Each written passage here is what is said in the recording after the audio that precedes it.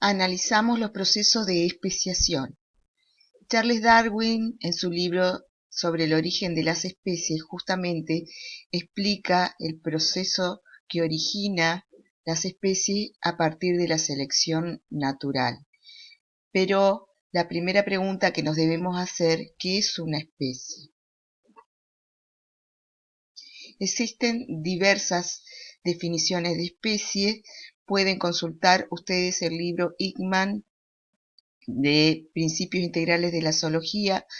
Entre la página 208 y 210 se analizan estos conceptos.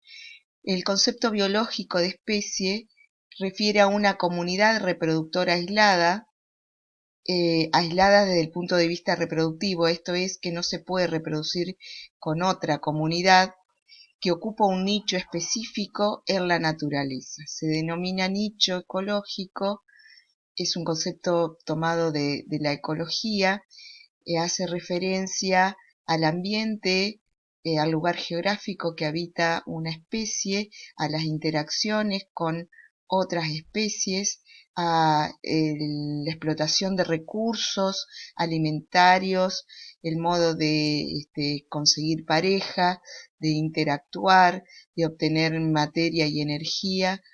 A eso se denomina nicho ecológico. Una comunidad reproductora aislada, por otro lado, se distribuye espacialmente, esto es, ocupa una región geográfica y tiene una distribución en el tiempo. Esta definición es desde el punto de vista biológico. Tiene algunas limitaciones, ya que, por ejemplo, no permite incluir a aquellos individuos que no tienen reproducción sexual, ni nos permite explicar qué ocurre, por ejemplo, dónde ubicaríamos a las especies fósiles. Otro concepto que es un poco más amplio y que nos puede entender la noción de especie, nos ayudarnos a entender este concepto, refiere a que la especie es un único linaje de poblaciones, ancestro descendiente, que mantiene su identidad frente a otros linajes. Esto es, que se la puede reconocer con respecto a otros grupos, se las puede diferenciar y tiene sus propias tendencias evolutivas y su destino histórico. Esto es que una especie, podríamos decir, tiene una historia natural común. El problema de este concepto que a veces no es tan fácil definirlo en la práctica. Otro concepto u otra mirada de la especie es el concepto filogenético, que reconoce a la especie como un grupo irreductible o reconocible de organismos identificable, diagnósticamente distinguible de otros grupos que pueden ser semejantes, y dentro del cual existe un patrón parental de ascendencia y descendencia. Aquí el concepto de especie incluye la necesidad de un ancestro común. Todas estas definiciones tienen grises, incompletudes, y la ciencia reconoce que el concepto de especie es un concepto abstracto, pero en la práctica, para las especies actuales, para la nominación, el concepto de especie es sumamente útil. Por eso, a pesar de tener todas estas controversias y discusiones, se sigue utilizando. ¿Qué es la especiación entonces?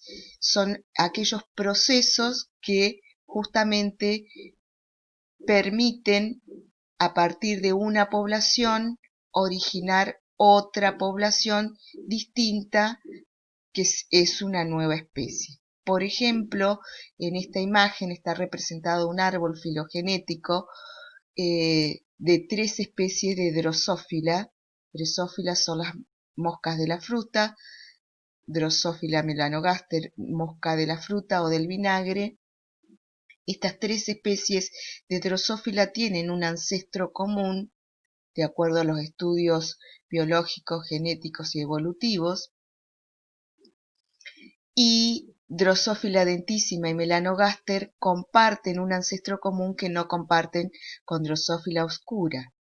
Esto es que hay mucho más parentesco evolutivo entre estas dos especies que con esta otra especie de Drosophila.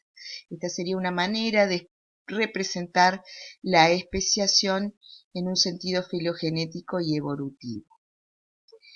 Desde el punto de vista biológico y más práctico para las especies que tienen reproducción sexual, aquellos individuos que intercambian genes, se reproducen entre sí, pertenecen a una misma especie, y otros individuos similares que se reproducen entre sí constituyen otra especie. Entre este grupo y entre este grupo no hay intercambio genético, podemos afirmar que se trata de dos especies que tienen evidencias morfológicas diferenciables. En el ejemplo muy reduccionista refiere al color de ojos. Existen diversos procesos que pueden originar la especiación, pero los evolucionistas reconocen dos grupos importantes o dos procesos llamados procesos alopátridos y simpátridos, o alopatría y simpatría. En el ejemplo que se ve acá, habla de una ranita del género Hila que ha sufrido los dos procesos de especiación, alopátrida y simpátrida. Analicemos cada uno. La especiación alopátrida hace referencia a una población que intercambiaba información genética y luego una barrera geográfica, como puede ser la elevación de una montaña o la aparición de un valle, hace que se distancien estas dos especies, que cada una continúe su historia natural en distintos ambientes y a lo largo del tiempo ocurran diferenciaciones sustanciales que impidan que intercambien información genética, y de esa manera se forman dos especies nuevas. Esta sería una especiación alopátrica o alopátrida. Otra especiación alopátrida puede ser que la barrera no sea geográfica sino ecológica. Por ejemplo, supongamos estos dos grupos de peces originalmente de la misma especie, pero en el medio hubo una barrera o la imposibilidad de que en este espacio se desarrolle individuos y se separan las poblaciones, o que esta población, por ejemplo, se desarrolle en aguas más cálidas y esta en aguas más frías, y finalmente la historia evolutiva hace que se distancien genéticamente y se formen dos nuevas especies. Por otro lado, existe la especiación simpátrica o simpátrida, donde ocurre en el mismo lugar geográfico, pero el aislamiento es reproductivo. No hay aislamiento geográfico, ocurre dentro del mismo espacio, pero las especies, los grupos, las comunidades se reproducen de manera separada entre sí, originando finalmente nuevos grupos biológicos o nuevas especies. Esto es, hay variabilidad, y aquellas que tienen más similitudes morfofisiológicas se cruzan entre sí y se aíslan de otras comunidades y finalmente dan origen a nuevas especies en el mismo ambiente geográfico. Analicemos lo que ocurre con los pinzones en las Islas Galápagos. En el continente, en el Ecuador, existe una única especie de pinzones y en las Islas Galápagos existen 15 especies de pinzones diferentes. Las islas están habitadas por una variedad de pinzones, todas provienen del grupo de pinzones del continente, tienen un ancestro común, pero en las islas algunas especies viven en el suelo, otras en los árboles o en ambos hábitats. Algunas se alimentan de frutos, otras de semillas, otras de insectos, otras de la corteza de las cactáceas que existen en las islas. Esto ha originado una gran variedad de especies. ¿De qué tipo de especiación se trata? Pensemos en los fundamentos para las conclusiones. Los pinzones presentan diferentes tamaños y formas de pico. Esto revela la alimentación de distintos recursos.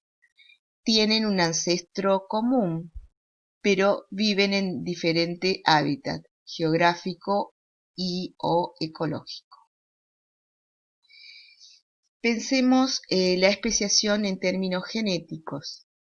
El aislamiento genético es que una especie se separa de otra porque quedan aisladas genéticamente, esto es, no pueden intercambiar información, hay barreras que impiden el flujo genético entre los grupos. Existen distintas barreras que aíslan reproductivamente a las poblaciones.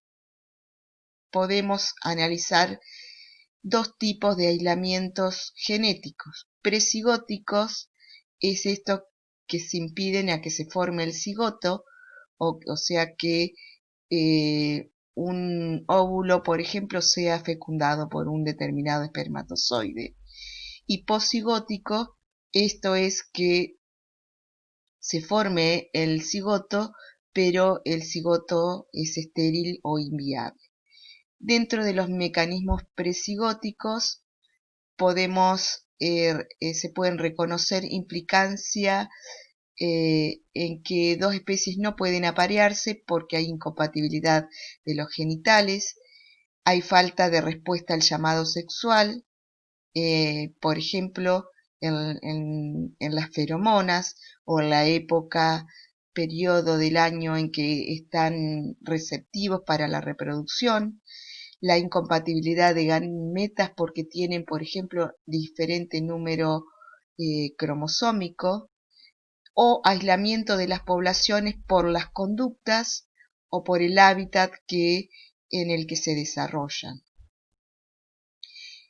Algunos mecanismos postcigóticos pueden ser, por ejemplo, el aborto de embriones o fetos. Puede que no haya aborto, pero que el recién nacido muera de manera prematura. Puede que el nuevo organismo llegue a ser adulto pero sea estéril, o puede que se formen híbridos estériles. También puede ocurrir que el adulto que se forme, por ejemplo, del cruzamiento de dos especies, sea fértil, pero que no se pueda cruzar con las especies preexistentes, y esto da también origen a nuevas especies. Estos son algunos de los mecanismos de especiación. Existen otros, pero dentro de las generalidades tendremos en cuenta desde el punto de vista evolutivo estos procesos.